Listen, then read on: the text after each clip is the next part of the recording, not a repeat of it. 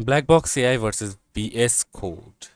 Best AI coding tool in 2025. So hey everyone, welcome back to the channel. So in this video, I'm going to talk about the Blackbox AI versus the VS Code, which is the best AI coding tool.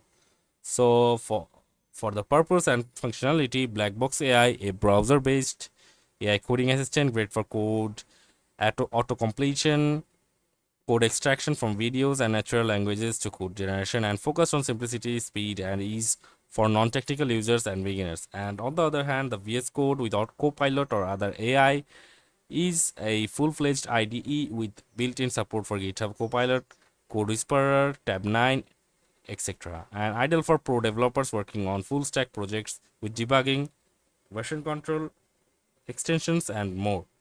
And for the AI power and autocomplete, the Blackbox AI offers fast autocomplete real-time suggestions across 20 plus languages, supports code search across millions of repositories, and good for snipers, API suggestions, and reverse engineering from videos. And on the other hand, for the VS Code, AI extensions, Copilot, and similar tools provide context-aware code generation inside your project, better with long form, multi-file logic, and comment to code workflows. AI learns from your code base dynamically.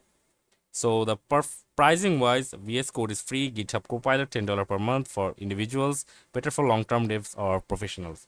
On the other hand, the Blackbox AI is free plan with limited tokens.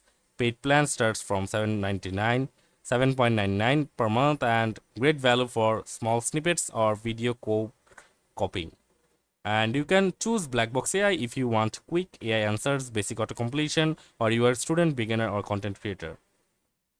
And you can choose the Visual Studio Code Dev or the VS Code if you are a developer working on real world applications, need deep AI integration, multi-file logic, debugging, and serious productivity.